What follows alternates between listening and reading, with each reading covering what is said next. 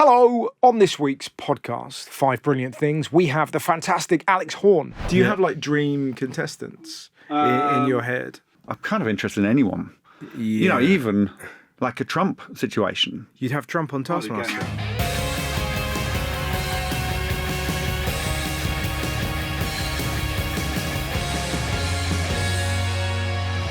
Great. Well, let's open with this. Alex Horne enjoying a cup of tea. Mm-hmm. That's how you strike me as somebody who eats and drinks in a traditional manner. I sort of can't imagine you you look like a tea guy. I can't imagine you with a frappuccino. These are compliments, aren't they? I think. It's absolutely a compliment, but you look like a man who knows what he likes and sticks with it. Yeah, but I think in a little bit of a stubborn way. So I have builder's tea because I think it makes me seem a bit more earthy. I see. So milk with, 1 sugar, 1 milk. Yeah. No nonsense. But I think I would Technically, it's like milk with 1. Yeah, that's the one. Yeah, I milk. can never quite pull it off. But I do secretly like a frappuccino or any of that nonsense. Oh, do you? I do. But Have you ever had a bubble tea? Yeah, I've had a bubble because I've got 3 boys and they have a lot of bubble tea and they're so bad for you. Yeah. It's a bit like vaping, I think. Huge queues. Yeah. But you have to have a child before you can go in and get one. And the first time you... Without particular, do you know what I mean? You get to a certain age. You can't just, I just want to know what it was about. Get that. We know your game, weasel. The first time you pop a bubble, though, it is extraordinary. It's like a real moment. It's like tapioca, isn't it, essentially? Yeah, they are. Right. They're little miracles.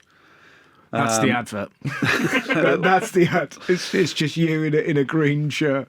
The little miracles. The little miracles. Thank you for the tea. It's really good tea. Pleasure. Yeah. What is your first brilliant thing? My first brilliant thing. I haven't thought of these things in an order, so I'm going to say the first one that I think of, which is a pair of binoculars. Okay. Please, Russell. Yes. I haven't brought any of these things with me. Don't have to. Because I've got them in my head. We can imagine. Yeah, I think everyone knows what they are. It would be odd if I imagine that you hadn't held one, a pair before. Well, I've held them. I have looked at, like, you sometimes stay in like a flash hotel. There's a hotel called the Grand in Sweden, and they give you binoculars. Right. You're basically saying, look, perv for me. That's what it feels like they're saying. Yeah, see, I haven't brought it in for perving reasons. I'm not suggesting that.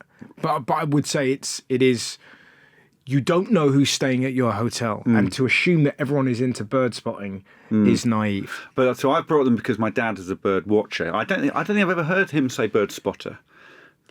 I think there's lots of different types of bird watching. So you have birders, yes, and he is actually more a birder than a bird watcher. Then you have listers, who are people who are like the real anoraks who are going around just trying to tick off as many as possible. Right. And they're quite sometimes frowned upon in the bird watching community. Okay. Because they're not interested in the birds themselves, they're just interested in numbers. Right. This sort of like Sudoku thing of like they just want to solve it. They want to complete the list. Yeah, and it's competitive as well. They want to get the biggest list. But my dad is all about seeing the same birds every day. So he's got the list of birds seen above silver trees, our house, sort of on or above where we live. So he's looking in the garden every single day. Right. And he so goes, he just wants to hang back. out. He wants to hang out with mates then. And they're not mates. They're people with common interests. Yes. That's how he describes them. Yes. So your dad likes seeing the same bird over and over and over. He likes the reassurance that they've come back. Gotcha. They've migrated and they come back, or that they're there all year round. Yeah, he checks up on them. There's something called a big survey that the RSPB do every year where you have to look in your garden for an hour and write a list. And that's right. Yeah. It's a good thing to do, and they have to have enough households doing it to see the numbers of birds. And he makes us all do that. And were you always interested in it, or was it something that you felt like you had to do to try and become friends with your dad? I was never interested in it. Yeah. It's the opposite. I really hated it. I absolutely hated it. So we would drive along and he would knock on the window and go, "Oh, look, there's a kestrel," and we'd all go, "Okay, there's a kestrel." So I was quite anti it. My older brother was into it. Not quite sure why. But he really, he got the bug, and they went off on little holidays to Fair Isle in Scotland to look at puffins. So hang on, so you were never invited on the trips? We each did a trip with my dad. My older brother went to Fair Isle. I went to Anfield, did a Soccer City weekend, went to the Beatles Museum, and then saw them beat Coventry. Oof. Thank God. And my little brother went to Everton and did the same at Everton. Okay. I don't know quite why. But I think my brother my older one sort of won out, because then when I became a dad, I became a bird watcher. And there's something sort of... Like the day off? Or pretty much. You suddenly go, I want to know I want to tell my children what those things are. That's interesting. Yeah. So, it's sort of just... You just felt that kind of this is what a dad does. Yeah, I think so. I think that's because that's what my dad did. So he's retired. He was a doctor, but now he sort of volunteers for the RSPB, and that's his thing. And it's pretty healthy, and it's quite mindful. Do you get to do it much? Because you're a busy man. So you do it subconsciously. So if I'm driving now, I do go, bloody hell, it's a kestrel. That suddenly happened. And where we live near each other now, and you have these red kites. And they are extraordinary, aren't they? And I didn't sort of pay them any attention until, actually, in the ward, Stoke Mandeville Hospital, where my kids were born, the curtains all had red kites on. And it was literally like, I sort of noticed them for the first time. I noticed. Yeah. Isn't that interesting? Yeah, really odd. And the red kites apparently they're very fond of eating like roadkill. Yeah, carrion. They only eat dead things. I can tell you so many boring things if you want. But I was really excited by the fact that they only eat dead things, because there's lots of them around, and we had a puppy, and you're like, there are some stories, but I don't think they're true. Yeah. So in Shakespearean times, there were red kites on every sort of London street, and they would eat all the rubbish. So people would chuck out all the rubbish, and they would take them away, and then they died out, and they were hunted away, and then they were reintroduced on the A40. Yeah. And they're huge, really successful. It's a good story. Yes. 4,400 breeding pairs. Yeah, you're right. See? Sorry, I enjoyed that interruption. Of course you did. Yeah. In many ways, you were playing the role that Alex plays on Taskmaster. Yeah. I'm very conscious of that today. It's quite nice to see that Alex is a fan of himself. I absolutely loved it. I really loved it. Yeah. You really enjoyed that. Yeah. More of that, please. Yeah. Interjecting. Is there a bird of prey you'd like to see? Golden eagle. Sorry, Okay. from the beginning. Always. I've never seen one. Just the majesty of the name. Golden eagle. Do you know, I think I've seen one. Weirdly, isn't that odd? Like, it came and landed. If it was definitely an eagle, and it was in India, and it was absolutely gigantic. And I was Could well have been. at a hotel pool rooftop, and it just perched and sort of looked at me, and I was very much aware of going, wow, that is a massive They can be bird. breathtaking, can't they? Yeah. So they do have them in Scotland occasionally. Yeah, I wasn't. It was definitely India. You might. How many breeding pairs? So what? It was some kind of eagle. Check what was the eagle? It was the. Check what eagle you saw. What, on Google? No. What was the eagle that you said? The golden eagle. The golden whether eagle. or not they have them in India, they probably do. I'd Click say. golden eagle, and I see if I can remember it. But it kind of had I seem to remember it having yellow there, maybe. And it was. See, my dad would be able to tell you that he's But gone. it was clearly a bird of prey. It was a great big thing. Yeah. You're like, wow. I mean, when the red kites are sat down, like occasionally in your garden, I've never seen one. They are so massive, and they stare at you.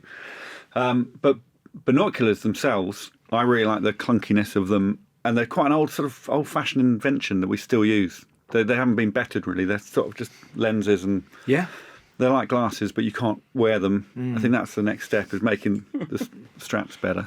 Do you have kind of holidays planned around it? Are you that serious? No, about I'm really not. But I think it might be the way when my wife and I talk quite often now about when the children have moved on.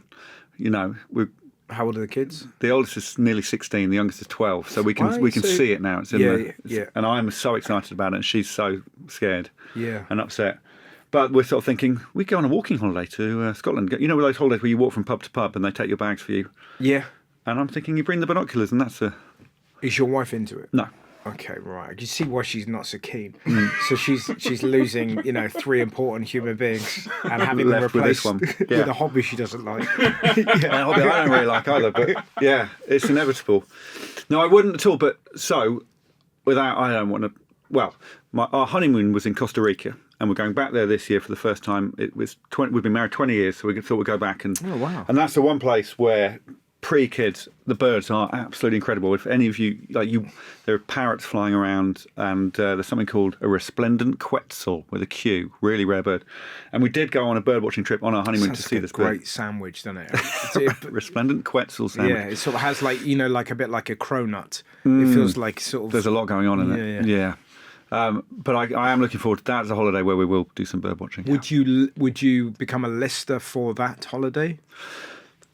Oh, yeah. Yeah, because that sort of feels like but the constant listering I think would be tough. But if you were doing a holiday list, that kind of feels fun. I mean, it's not much different to football or a Panini sticker album or something like that. It is just getting the the set. But I think in the UK there's 400 species, something like that. So that's sort of doable as well. People try to see how many you can get at the UK lot. I mean, I might be massively off there. 246 Yeah. regularly occurring birds. Regularly occurring. Okay. It's a very vague term. Do you know how many birds there are in the world? Yeah. Yeah. How many? Species or No birds. should we guess? That'd make it more fun. Oh Christ! All right. So there's 8 billion people. Yep. Loads more insects. Yeah, there are more insects. Than I'm going people. for 12 billion Yep. birds. That's a good guess. I'll go 15. There's 50 billion birds in the world, Really? which is so big as to make that fact kind of unquantifiable and not interesting. Yeah, but not still, interesting at all. Still fascinating. Yeah, but also fascinating. Have you ever seen a murmuration? That's Brighton Pier, yeah, the old pier, yeah. what a thing. When that just happened, it just like it's extraordinary. It's the noise. I've seen yeah. 2 of them, and it's this beautiful. Basically, what a murmuration Oh, is. you know what? I'm sort of spine tingling you talking about it. Honestly, it's so magical, isn't it? When it happens, you just can't quite believe it. It just feels like the world has selected you for this moment. Yeah. It's awe-inspiring. You see, I don't know, hundreds, thousands of birds. I think it's hundreds of thousands. It's so many. They all kind of fly together in this sort of perfect kind of like sort of ever-changing sphere of bird, and they kind of whoosh and whiz around. I think you. it would be terrifying if you didn't know what was going on because it's sort of like a ghostly figure almost, isn't it? It's unbelievable. It's starling, and you normally. can't quite believe what's happening. Yeah, they're coming to roost. That's sort of why they're doing So it. you saw it at Brighton Pier. What Yeah, a actually, my great dad place. demonstrates them. He takes people there and says, like, hang on, just hold on, it'll happen soon. Right. And then it happened. And it's like he's a wizard, conducting these things. So there are conditions where you can say it's going to happen. Yeah, so autumn is a good time. Right. And sort of, dusk is when it happens normally. Yeah. And over sort of plains. I think Salisbury Plain is some. Yeah, good well, ones. funny because I was at the Cotswolds and we were on holiday, and I was just on my own in the garden of this Airbnb that we were renting, and they suddenly appeared, and I was just like, Wow, so it really took you by surprise. completely so. It just felt like the world was dancing for me. It was really special. There's a good photo, I think, if you Google murmuration, well, a murmuration that looks like a bird. It looks like they've turned themselves into something with wings, and that's pretty cool. It's just a chance thing, but yeah. Really special. Yeah, see, but my dad would also like just seeing a wren in the garden. He'd be as excited about that. Okay. Because he would hear it first and then go, there's a wren. So he's kind of There it like is. a bit like Miroslav Klose. It doesn't matter how it goes in. Do you know what I mean? Yeah. Yeah, or Lineker, I Oh, suppose. Lineker. Yeah. Lineker would be a better reference for this country, you're right. Murmuration there in the shape of, Yeah, look at a gentleman's genitals. It does, yeah. And on that note, what's the next brilliant thing, Alex? The next thing, I'm going to stick... Oh, they're all sort of to do with me. I hope that's all right. This is quite navel-gazing It of me. makes But complete sense. Yeah. And if you're going to gaze up the navel, there should be a device. yeah, I really enjoyed selecting these things. But Good. I've got my 5 and then stopped. I didn't I was happy with them immediately. Yeah, that's fine. So I've picked a French horn, Okay. a musical instrument from the brass department. Yes. Which I used to play when I was a kid. When I was 10 years old, I picked up the French horn because, as you might notice, it's the same name as my name. So I thought that's hilarious as Yes, a kid. yes. So Alex Horne played the French horn. That's funny. Yeah. Imagine if you'd been called Andrew Recorder. The excitement of that. A wrong instrument to pick. Too difficult. Gave it up when I was 15. I gave it up. Never got over grade 3. I could play the theme tune to Dallas. Wow. Yeah. Nobody saw that coming at the end of that. What is the theme tune to goes. Dallas? Yeah, played on a French horn. So it's a good one for a French horn player. Yeah, but it's also a real window into the 80s, Yeah. isn't it? Yeah. I think I found it really saucy. Well, it's a Only saucy the theme credits. tune, isn't it? Yeah. But like you instantly, Racy. racy. It feels very like, "Oh, you're probably gonna see some tits and you will like them. It sort of is that. Yeah, for my 13-year-old head. Yeah. Imagine if like theme tunes sort of just gave it away. That'd be so funny. Yeah. Nothing's gonna really happen. Why do they not visit other bits of London? They really should, shouldn't they? Oh, it's grim up north. Here's the cat. Yeah, that is fascinating. Yeah. So, but So you picked it because it had your surname.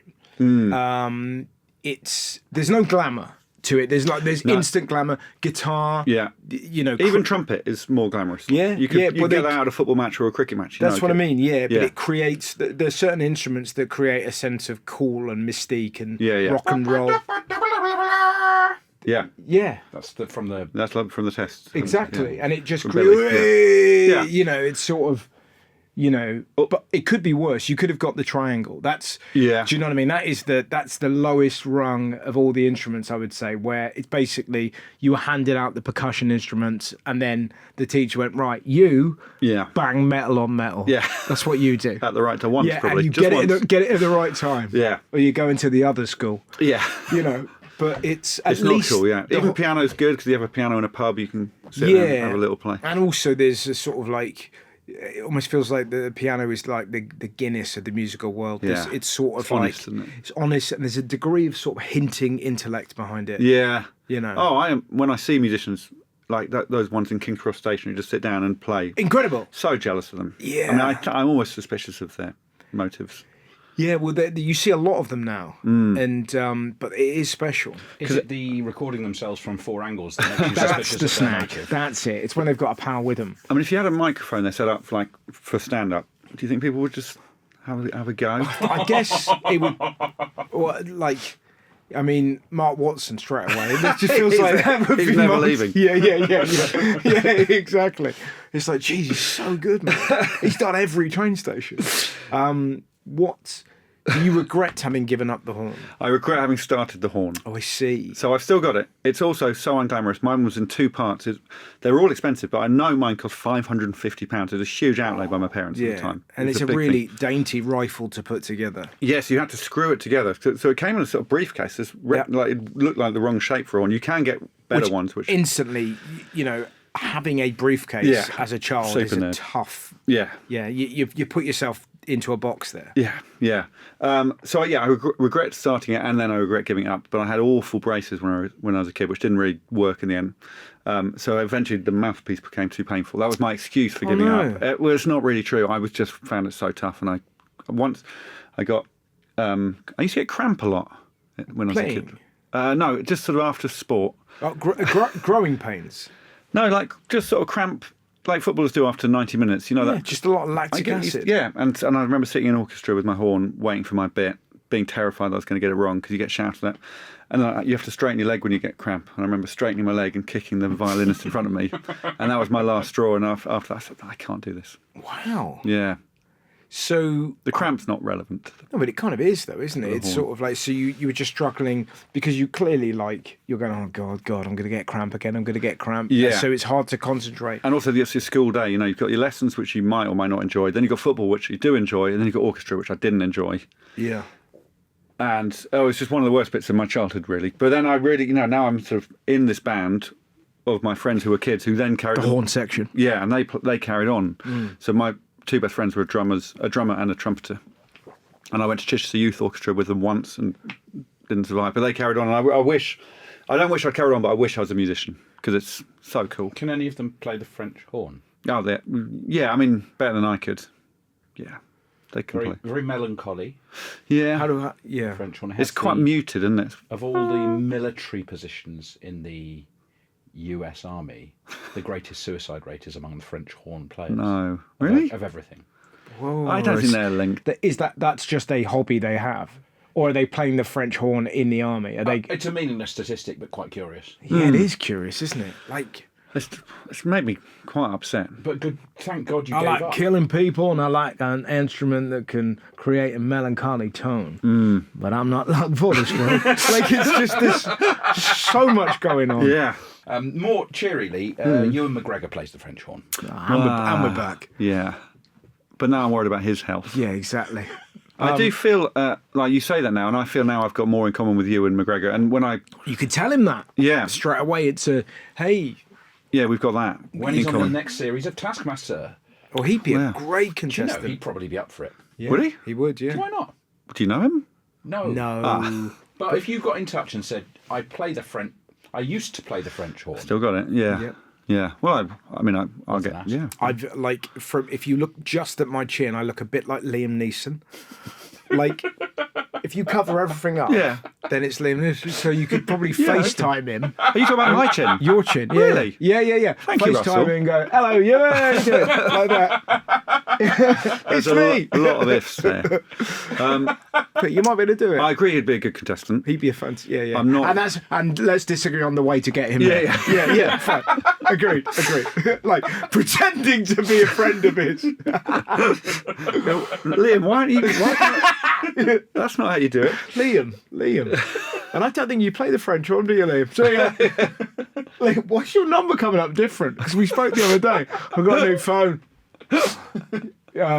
He would be good. Do you have like dream contestants in your head?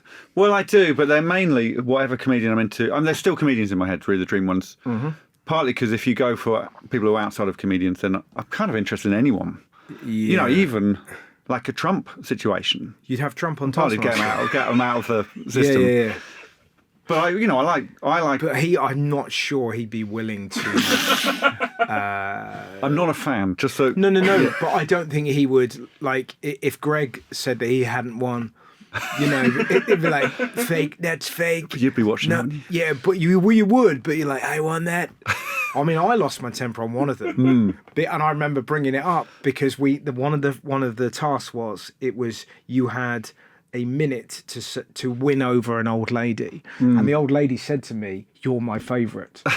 And I was like, well, I've won this. She said, out of all of them, you're my She's favourite. still going, by the way. I see her occasionally. Great. Yeah. But and I remember I didn't win that round, and I'm really losing my temper. So I'm still imagining are, yeah. if that was Trump going, she said, But she leaned in my ear, she said, "You're the favourite, you're the best." I said, Out of anyone in the world, I think Greg would have a chance of quietening him. That is true. In his arena. Yeah, but it would be, because Greg definitely has that kind of fatherly thing.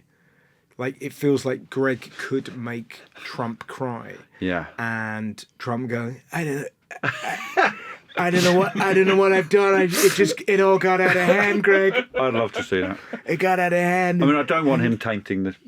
This isn't an official offer. No, sure. I think I'm going to get stick even for saying But that out again, loud. and the way to get Trump is you just lift the chin. Yeah. Oh dear. What were we talking about? I want the horn, the horn, French horn. Yeah. Again, with my parents though, anytime they're into classical music, if there's ever a French horn in a piece, they would stop everything and say, Alex, what's that instrument? Obviously, it was a French horn. So I was sort of not pushed into it, but a bit like birdwatching, it was the thing that I should have done. Here's a question. Couldn't do it. Do any of your kids play musical instruments? No. Two of them played the saxophone, which is a better choice. Still not cool around a campfire. Pretty cool though. Yeah, just about. Did they start on clarinet?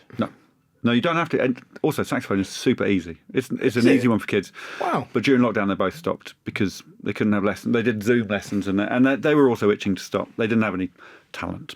And I do think you need some talent to enjoy it. I think I was talking about like learning through Zoom is a difficult thing because you kind of, you're at the perils of your broadband connection. And, there's not really any danger in saxophone. You don't quite learn it. A friend of mine was having, or somebody I met rather, in Canada, she was having hypnotherapy over Zoom. Right. I'm thinking that is risky. Because what if your connection goes and you're kind of you're in the netherworld forever and you just spend the rest of your life going, Dad. That's awful, isn't it? And I've just I as soon as you told me about that, I was like, I just couldn't commit. What is the next brilliant thing? Okay, you might not have heard of this next thing. It's a type of pen called a Posca pen. I don't know what that is. So I think I got into them as a parent. It's a type of chalk-based pen. Right. You know those pens you have to sort of press up and down to get the ink flowing? Yep. And then eventually... So these are them. Right. And the ink that comes out, it's chalk-based. You can write on rocks and stones and wood. They're a really brilliant thing to go on a family holiday with. If you go around to the beach and your kids pick up pebbles and you go home, it's a really, obviously what we actually do is look at our phones. But You can draw on anything, and then you wash it off again as well and start again. So you can have a stone and turn it into something else by drawing on it, and it's really sort of good and nice and artistic, and anyone can make something look lovely. I'm deeply envious of people that can draw. I don't have it. I can't make my fingers do the thing. I can't, it's sort of in a way that, listen, we've all seen me play football, and clearly I can make my feet do things. It's so mad, isn't it? And the same with music as well. Yeah. I can't do music, but I can draw. I'm not great, but I can draw. I can. Yeah. But you go, okay, I see this. Yeah. I remember seeing a dear friend of mine, my friend Sam. We were trying to play football, and he was to kick it. He just didn't get this. So that's the ball, and So he did physically, and like he's a genius, so funny, so talented. But he would try and make his body go. He didn't get the propulsion. Yeah, well, going back to Mark Watson, I played golf with him once. He'd never played before, and he just didn't know if he was right or left-handed. He didn't know how to, I think, well, you've seen people do it. You just do that. And he's a guy that's just like knocks out novels. Knocks out comedy shows, and you sort of go, "You'd be able to do this." It's so interesting, isn't it? But I think that with drawing, like my mum, everyone in my family, even my dad can kind of draw, but my brother is brilliant. My sister's brilliant. My mum's extraordinary, like really good. I just don't have that. I can't do it. And I'm kind of in awe of anyone that can look at that kettle, teapot, and go, yeah, I can. And their hands can recreate it. Unbelievable. Yeah, so I'm not one of them, but I'm also in awe of those people who can. But you enjoy it. But I really enjoy it. Yeah, I enjoy just filling a page with doodles for a start. Just squiggling, and then making it look really nice. But yeah, there's artists in my family. So, but you feel very artistic to me. Like the way you're sort of describing that with the kids. Sort of like painting on pebbles and stuff like that. Does that come easy to you? And you clearly have a very incredibly inventive brain, or is it like I sort of think for the years, like we've known each other for years, and it felt like every Edinburgh you would have a new crackpot kind of inventive show, and they were always different. Like every year it was like, right, here's the thing, I've got another idea. It was just like if you were American, they like NBC or somebody like Fox would lock you in a room and whip you until formats came out. That's another big if, luckily. Yeah. But do you naturally have that brain? Well, I would say they're all a crutch, and what I didn't do was write jokes. There were some, but not. So I couldn't do what you did in Edinburgh, which was do an hour of really. I wished that I could just be me and the microphone. Right. And I was so envious of people who could. And so instead I'd come up with all this other stuff. Yeah. But coming up with all the other stuff, eventually realised that's fine too. And that was absolutely my natural state. Yeah. So yeah, I suppose so. And yeah, if you talk about just doodling or drawing on something, yeah, that's what I would do anyway. And do you, so like when you're sort of saying, right, we'll go down to the beach and we'll like paint on pebbles, is like having a young son myself, it's kind of like that isn't something that I would necessarily think to do, but obviously a kid would love doing that. They would surprisingly love to do it. Of course they would. My boys are really quite sporty and not artistic. Yeah. But their cousins are really artistic. They're 3 girl cousins on my wife's side, and I've got 3 boys. And they don't. Actually, they've got loads in common, but they're really artistic, and my boys aren't. But when they get together and just draw on stones, even the 15-year-old, they love it, and it's quite freeing and. And it doesn't matter if it's rubbish, you just chuck it back in the sea. And yeah. I think it's really important to have those days out. I just never had them as a kid. So it was just that thing of, like, as soon as I was 10, it was like, I was going to play football. And that was all I did. Yeah. It was like, see you later. But, in an era before phones, take a football, come back covered in mud. Yeah. Which is what I did as well, actually. I didn't do a lot of... I did do drawing, actually, but it was mainly football. But yeah, it's partly to remember that kids... It's good for them to do other stuff as well. Definitely. But these Posca pens, if you Google, assistant, a pack of 30 Posca pens, the price of them is extraordinary. They're really expensive. But I think let me see if we can guess. So a 30 pack of Posca pens, I'm going to say is, because you've said that, I'm going to say is £120. I might have over-egged it. So it's POSCA. 70 quid for 23 of them. Yeah, okay. It's an outlay, isn't it? But they're remarkable. It's like pure colour on anything. Like graffiti artists use them all the time. Oh, really? Yeah. They're really satisfying. Even if you can't draw, you could just colour in a rock Right. And you've sort of made a thing. Can I plug something? You could absolutely plug away. My brain straight away went, if I was going to... Oh, what do you think it's going to be? My brain, see if you can guess what my thought is. There's no way you'd be able to guess it. Love to paint a turtle. Just like with one of them pens and just kind of go, I'm about to make you the funkiest motherfucker. I think you probably could. I think that's... It's Of got course to be you your could. own. There's no... You can't paint someone else's turtle. Nah, but you know, like, I'm not advocating this, but easy animal to steal. Yeah. Easy animal. My mum had a turtle when she was a kid, and she was telling us about the story of, like, he was called Sid, and like he just ran off, and you're like, what? Like that is on you, mum. Yeah. Do you know what I mean? For a turtle to run away and you not spot it Yeah, is... that's bad. Yeah. But that's like What were you drawing... Well, you know when I've seen people drawing on their own babies, drawing fake eyebrows on their own babies, that's really funny. But you Yeah. shouldn't do it on other people's babies. No, crucially. But giving it babies really big It would bushy mustache- spice up one born every minute. Just to kind of wander in. I was going to Yeah. plug... It's the light side of Kidnap. Go on. Yes. I've written a kid's book because I'm a comedian. Yeah, of course. Goes without And saying. it's coming out this summer.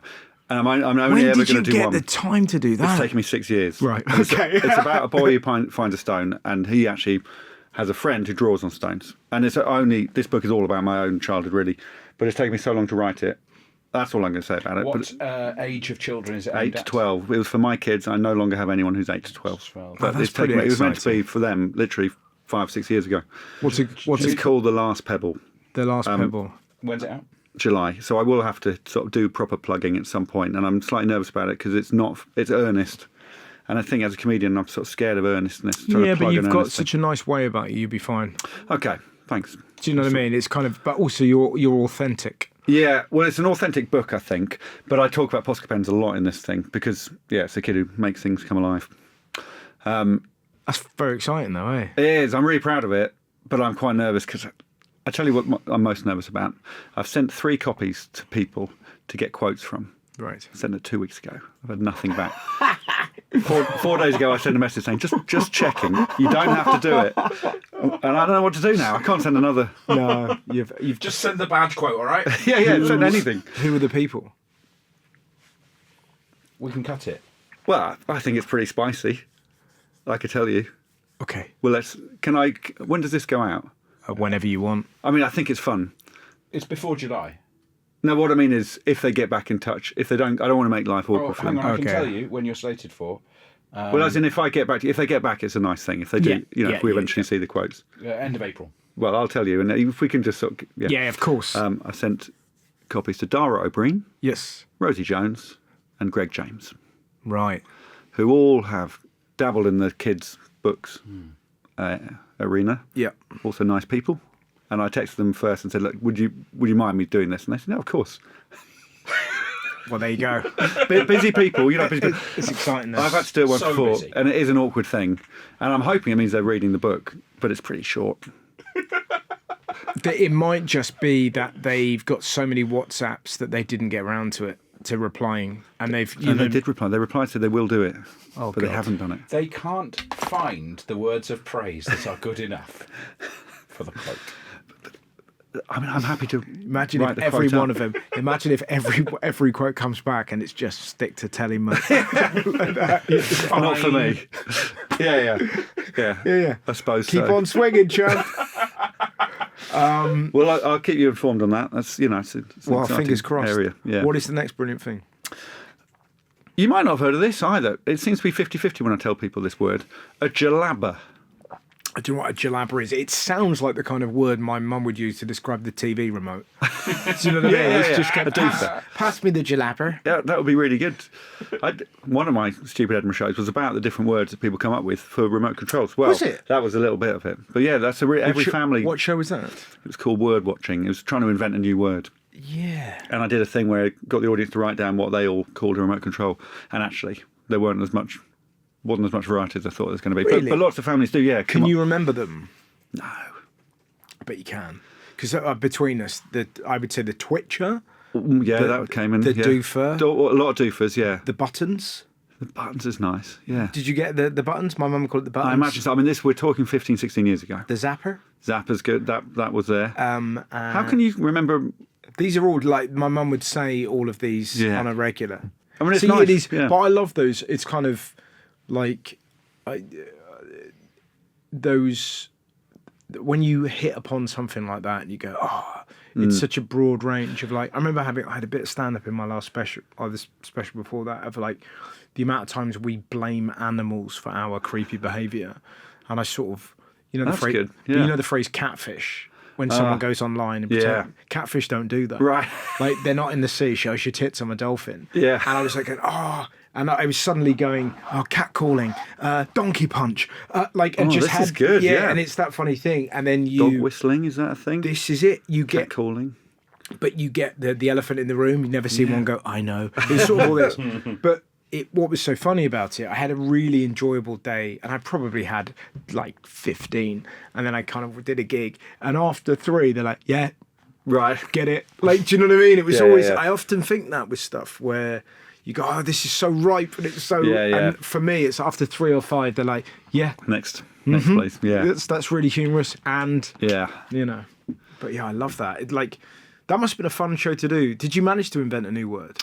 So, it's a long story. It is actually a book, which came out a long time ago. But I got close. So, in the end, I came up with like 10.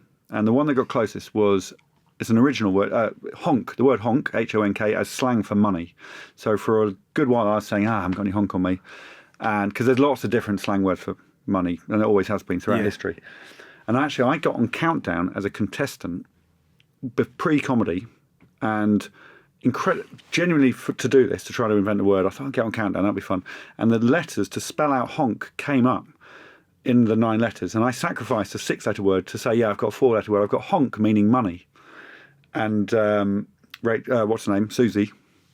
Call her Rachel. That's awful. Susie said, yeah, that's a word. So that was the closest. Like, she corroborated honk. I'd said honk meaning money, and she said, yeah. Wow, so you managed to dupe Yeah. Susie Dent. That's, as far as sort of, linguistic genius goes. Yeah. To pull the wool over her eyes. It was Like nutmegging Messi. yeah, I mean, Yeah. flipping out. And then, even weirder, a month ago, this was incredible, I got sent a screen grab of this afternoon's episode of Countdown. The letters to Alex Horne came up. I know, I saw that. It was unbelievable. Basically an anagram of Alex Horne. So it just happened to be jumbled up Alex Horne. Obviously the people didn't spot it, but Susie did. So this spells out Alex Horne, who's been on the show. So that's really come full circle. That felt like I was in... And also, it just feels, TV programme. what a moment for Channel 4 in terms of cross-promotion. Yeah. Do you know what I mean? And they're just kind of going, well, this works amazingly. But there's very few comics who have 9 letters in their name, for a start. And then you've got comics who've appeared on Countdown as an actual human, not just in Cats's Countdown. Longest anagram you can make out of Alex Horne is ear hole. Yeah. And then, well, let's do Russell Howard then. Shorewoods. Shorewoods. What does As that in mean? heading towards the seashore. Oh, what lovely words. Shorewoods. That can't be said often. No, but for If me... you go down a letter, you can have war horses or shoulders, which are much more common. Shorewoods is lovely, though. Yeah. What are you left over with? These are all great nicknames for me. Shorewoods. Here comes Warhorse and Shoulders. Couple of L's. LL Shorewoods. Yeah, these are like a really great tribute rap. What's a jalaba? Oh, yeah, a jalaba. Sorry, yeah, thank you. Yeah. Thank you, Dan. A jalaba is actually, I don't know what it is. I think it's a Moroccan garment. I don't know if it's only Moroccan, but North African. It's sort of like a tunic, isn't it? Yeah, exactly. Yeah, it's like a Roman tunic, but with a hood. And there's like a long hoodie. They're really cool. They're like a dressing gown. Yeah. There's 2 stories here. One is that I've owned 2 jalabas in the past. I've heard that.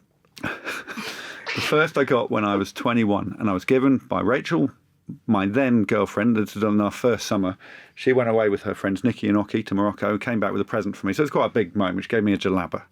And I wore it, and I'm so embarrassed to say this, while flyering in Edinburgh for my first ever show. So I was one of those people on the street thinking I look sort of wacky and cool, handing out flyers, wearing this Moroccan... I mean, a tit, I suppose. I love that. No, I got no problem with that Yeah. whatsoever. Yeah, all fine. Yeah. Can I ask what's Oki short for? Octavia, named after one of the characters in a Jilly Cooper novel. Wow. Yeah. Good. Good question. yeah. Great answer. There you go. That was like Federer. Whack. And Nadal going, and that's where that goes. But they're sort of on the same team as well in this scenario. Sure. So it's one of those demonstration matches, Yes. which an exhibition match. Yeah, it's a bit of fun. Yeah, I really want to go. Do you want to go to one of them with me? An exhibition to. tennis match where Yeah. they're mic'd up. Oh yeah, they look fun. Yeah. and it's like, yeah, I would definitely That do old that. guy with a moustache. Bit of McEnroe. Yeah. I would. Yeah, who would be Pat your Cash, maybe. Pat Cash? Yes, correct. He looks fun. Yeah. Yeah. Okay, we'll do that. Pat Cash looks like he'd be up for some nonsense as well. Yeah. I mean, Becker's sort of does bits and But I bobs. mean, Becker's up for. He's been to jail. He's great. yeah, he's a bit of I fun. think he's probably up for some exhibition matches if the price is right. Yeah, I think you're right. We could probably get him down Chesham, to be honest. Yeah. Oh, well, we're short. Anyway, I need to ask you separately, what team am I in? well, someone asked me this. They said, what team's Russell in? Because they've heard you can play. Yeah.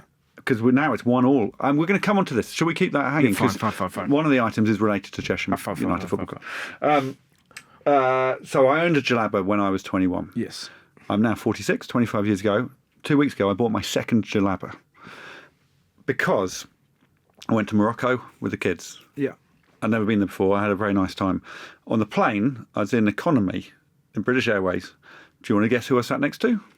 I reckon you could have 100 guesses. Can you give me Paul Potts, Well, I'll give you a big clue. He's a knight of the realm. Sir Chris Hoy, No. Ben Kingsley, Cliff Close. Richards. Cliff Richards, No, Ben Kingsley is close. Look, Ken Bingsley. Ray the Winston, right job, but the more diminutive like Kingsley. Danny DeVito, Sort of looks a bit like DeVito. Warwick Davies, More facially, I suppose. Round face. Round, not Omar not a Jalili. lot of hair. Yeah, similar looking. Do you want me to give you his first name? Yep. Sir David. David, Jason, Oh, we're so close. Suchet. Sir David Suchet. I didn't know he was a knight, actually, but he's a knight. Poirot was next to me. Poirot. Right now, I couldn't know who it believe is. I couldn't believe it. So Poirot sat there. I was in there, and then... What did you say to him? I didn't say anything. Off to solve a case. I looked at him. and Fuck off, mate. All right, but just a bit of fun. He sucked my dick. Jesus Christ. He's got a mouth on him. He's got an absolute mouth on him. He has not, actually. I'm going to stand Play up the for Sir horn, David you Suchet. fucking twat. I sat next to him for 3.5 hours. He didn't swear once. we had a little nap. Imagine if sort of like anecdotes were like that. I tell you what, you know, I was on a plane next to Kylie Minogue. She didn't swear once. It's like somebody that isn't linked to bad language in any way. You wouldn't I believe love it. that, yeah. Oh, No, I helped his wife put a bag in the cupboard. yeah. I guess it's a cupboard, isn't it? A locker? the Overhead locker. overhead locker, yeah.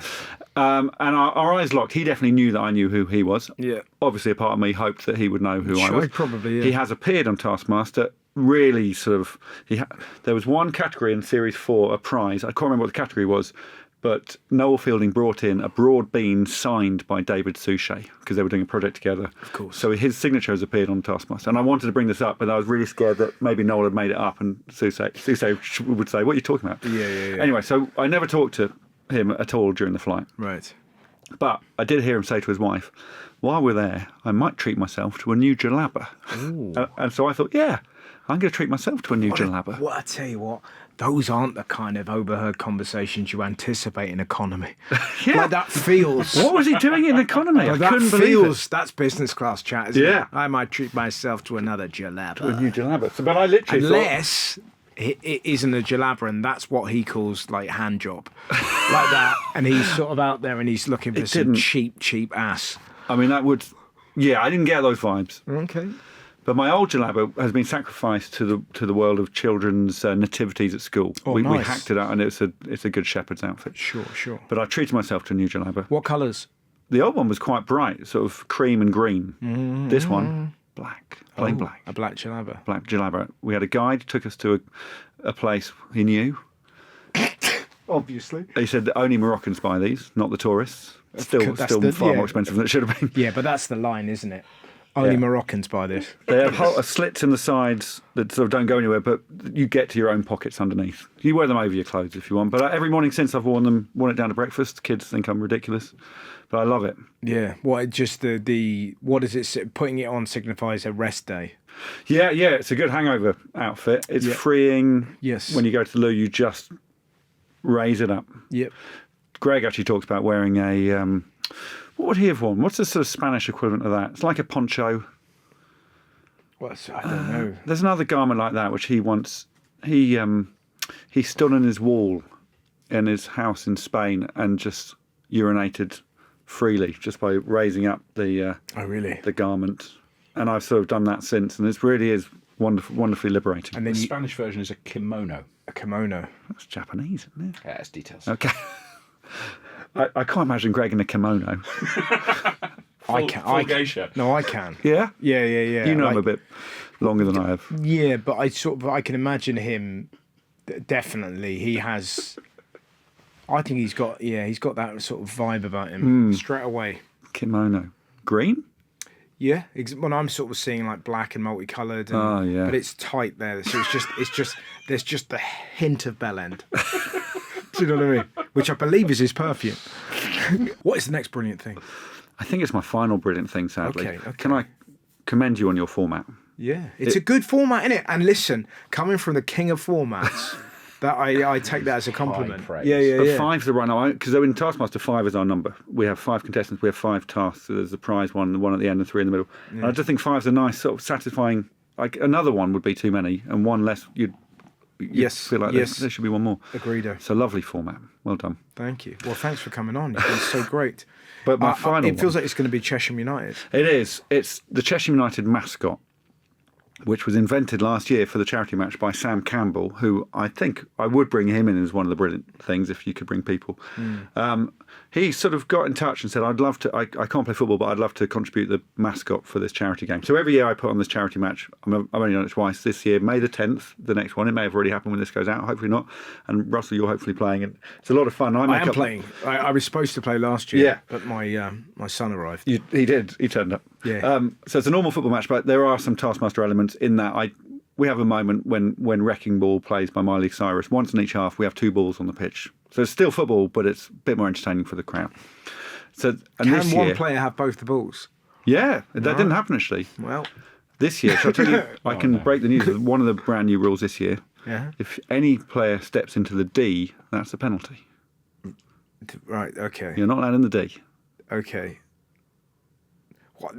Okay. And the penalties from the penalty spot? Yeah. Just don't go in that D. It's just another bit of something going on, because the D is a wasted bit of geometry in the football pitch.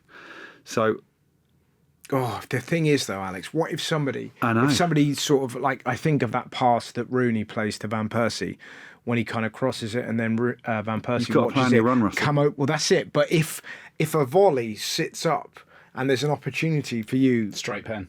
straight yeah. pen. But what? Okay, fair enough. Also, we did What if the goal is a volley? If someone scores a volley within the D, is that allowed? Because it's No. But it would be such a good goal. Yeah, and that will make it even more entertaining to have that robbed off you. Excellent. Fair enough. The rule, Fair enough. the best rule last year is if you score, you can convert it to 2 goals, like in rugby with a crossbar challenge, and that is a really good rule for football. Yes. because it's hard. Where do you do the crossbar challenge from the halfway line? From the edge of the box. Oh, okay, In fine. real football, I do it from the halfway line. Yeah. But our level, edge of the box, only one person did it. Maisie Adams did it, Oh yeah, nice. and it was such a moment. And Great. that pulled level with that. But I really think, we just want to see goals if it's a Yeah. Who's charity the match. most naturally talented comedian footballer you've had at one of your games? Oh, good. So we can exclude Russell, because there are good people out there. Of course. Yeah, Russell, yeah. Noel Fielding, I've seen play football. Noel's decent. I Yeah. tell you, Chris Martin Yeah. is a very good footballer. Andrew Bird. Andrew Bird's a beautiful You know footballer. what? Tim Key's annoying. Yeah, good. he is. Yeah, he is. Yeah. Tim He's Key, really good. yeah. Do you know who's a great footballer? Joe. Joe Yeah, Wilkinson. he's playing this year. All these people, actually, Yeah. Joe and Tim are playing this year. Matthew Bainton was good. Oh, really? Competitive. Doc Oh, no. Brown isn't as good as I thought he was going to be. That's interesting. Yeah, But yeah. he- I tell you what's interesting when sorry, you have, Doc. but you have people that are like they take it a wee bit too seriously, and it's that thing of like you have to know sort of slackers rules. Yeah. You know what I mean? It's sort of that thing of like it's when somebody like puts in like a big tackle and you're like, no.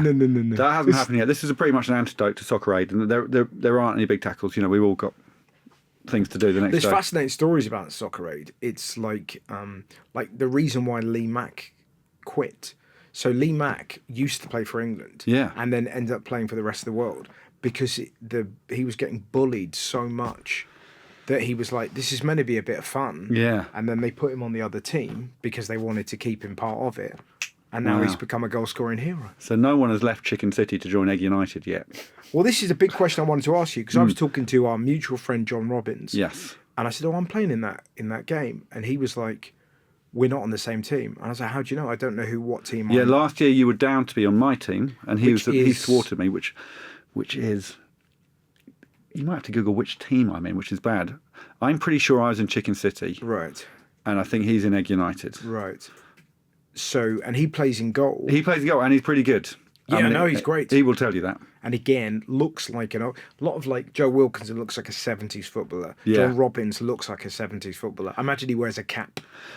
He did wear a Yeah. cap, but also we had a rule where for every corner the goalkeepers have to go up. He hated that rule. Yeah. Because it's a long way. I'm an egg, am I? Oh, You're an that egg. means you were an egg as well. I mean, I'm going to get a lot of stick for not remembering that, but So I have I'm to, an egg. there's a lot going on. Yeah, but it might, because you haven't played before, it might be just balancing it up. I do try to make it even Fine. teams. Yeah, I'm happy, yeah. Yeah. As long as I'm shot out of the cannon when I arrive, I've got no problem. You know, the trickiest thing is we have about 16, 17 players on each side. What, at the same time? No. So Oh, thank God. five or six subs because it's 90 minutes. Yeah. But people are always itching to get back on. Yeah. Just the dream is to have 4 subs, I think, because then that's enough to have a rest and everyone gets to go. And it probably will be that because people will drop out, you know. But, Who are the 2 managers for this? well, there's player managers. Hugh Dennis was one. Oh, great. And Mark Watson's son was the other. Last time. Terrific. But hopefully, it's meant to be the Cheshire managers because we've got joint managers, so hopefully Right. it'll be them this year. So so it's on May... We're back on now. Yeah. It's May the 10th. May the 10th, 3 p.m. at the Meadow in Cheshire. Terrific. And tickets still available? They're not. Yeah, they're released this week actually. So, Oh, great. yeah, so there's 4,000 tickets and they've sold out each year. So Amazing. It's a really great atmosphere. It's very funny, and there's a Yeah. nice kids penalty shootout at half time. All the local kids, which is just an enormous line of kids.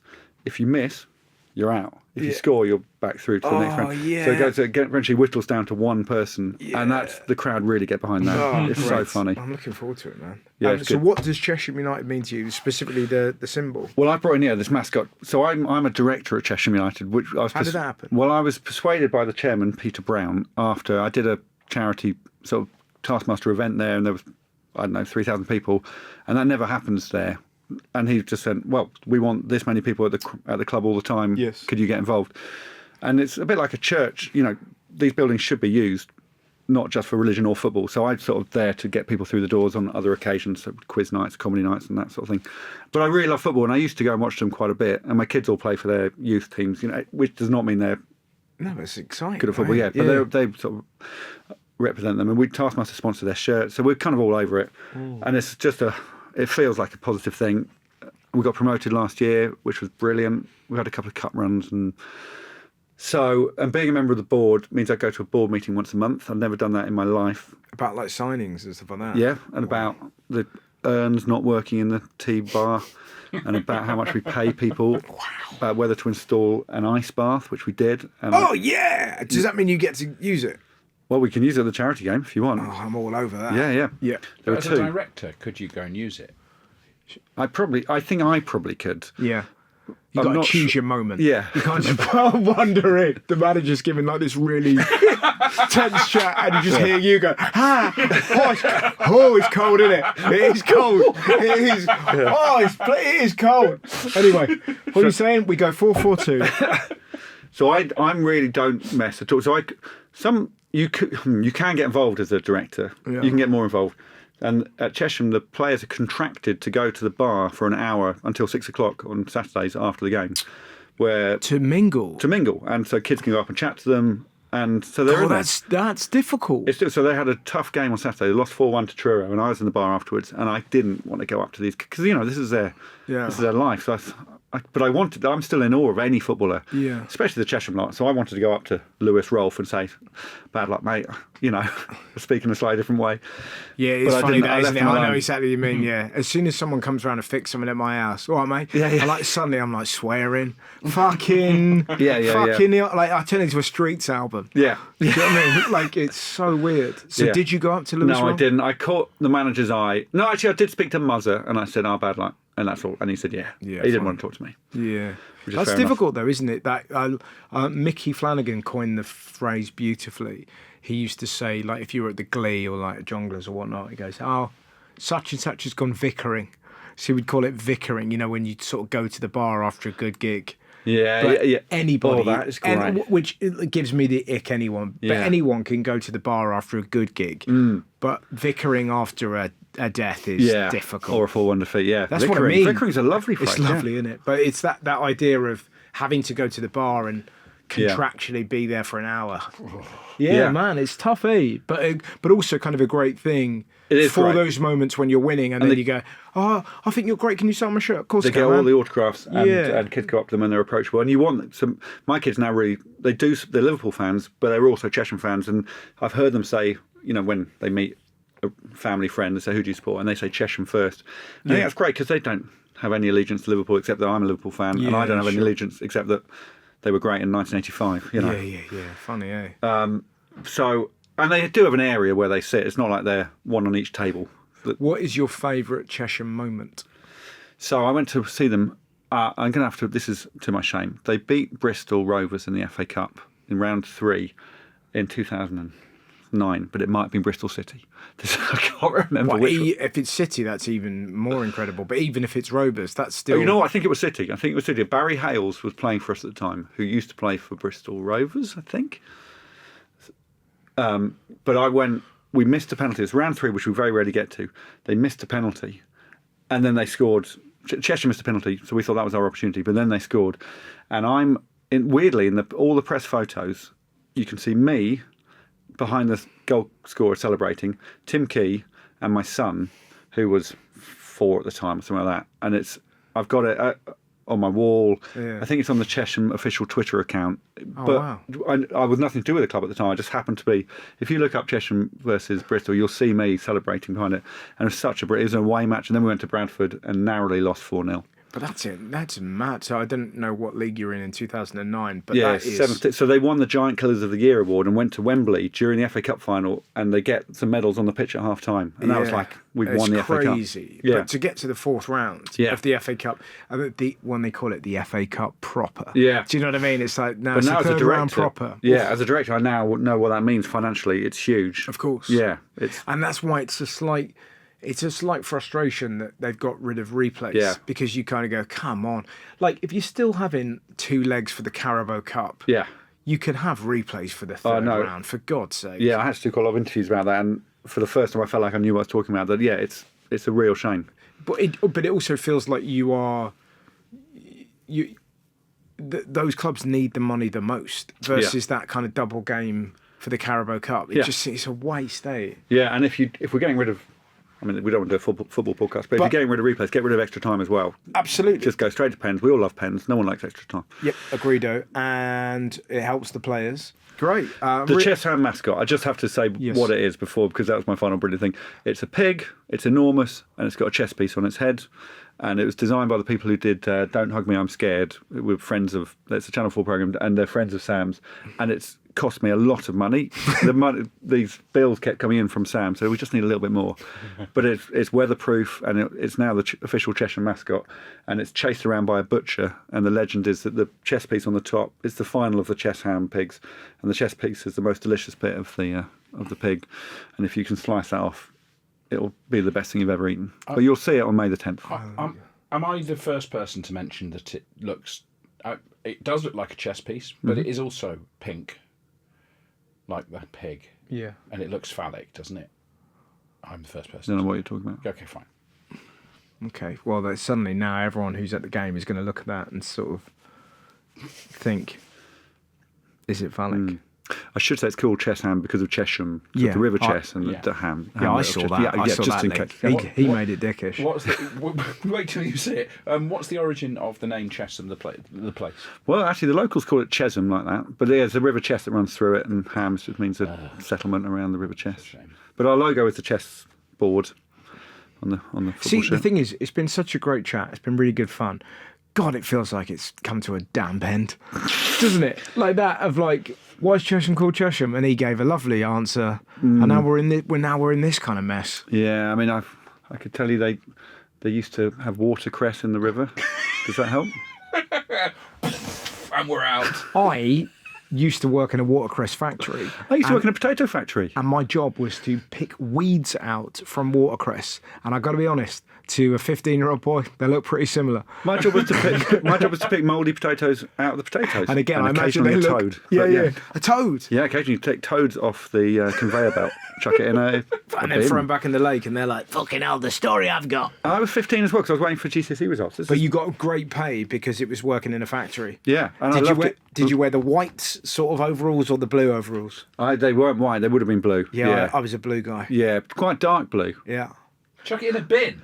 I don't remember, In the but day with a bin full of toads. and mouldy potatoes. They'll get out. Yeah, and what a way to like just eat your way through mouldy potatoes. Yeah. Fine, great day. That's the way we end it. That's the way we end on it. a happy image of well-fed toads. That was brilliant. I really enjoyed that. Thank you, Russell. But Me I would too. expect nothing less. The wonderful Alex Horne.